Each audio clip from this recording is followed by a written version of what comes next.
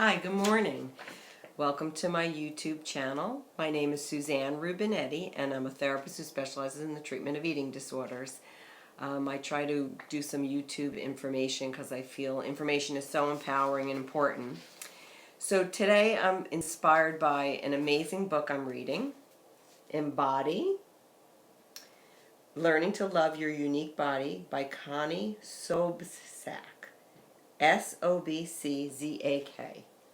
Let me give you a close-up of that. So today I'd like to spend 5 minutes talking about intuitive eating. And I'd like to read a definition that they have in the book that I feel is so helpful. What is intuitive eating? Intuitive eating is the practice of letting your body guide you in choosing what, when, and how much to eat. Eating intuitively means sensing internal signals to figure out what you need and trusting yourself to make decisions that are both satisfying and nourishing.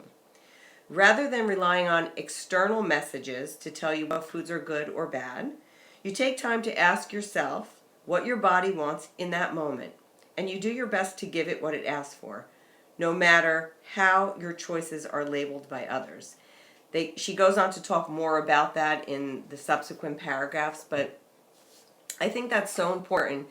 And I think it's one of the better definitions that I've read about intuitive eating or mindful eating.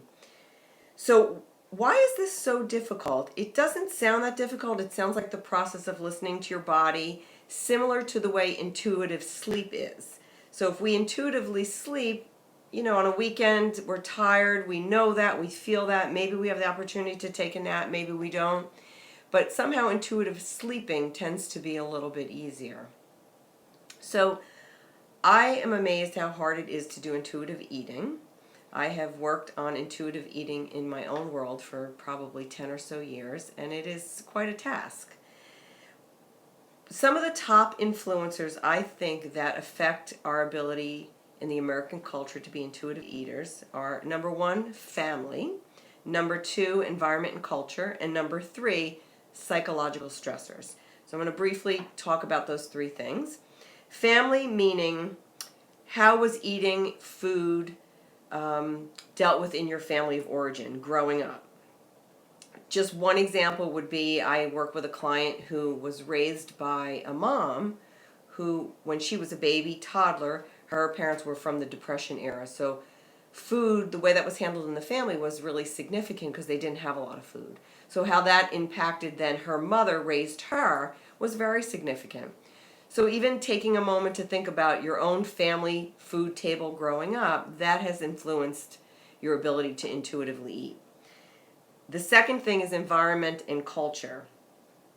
So what I mean by that is I work with many women as well as teenage girls who, for working women, they don't take a lunch hour anymore. They sit at their desks and eat quick.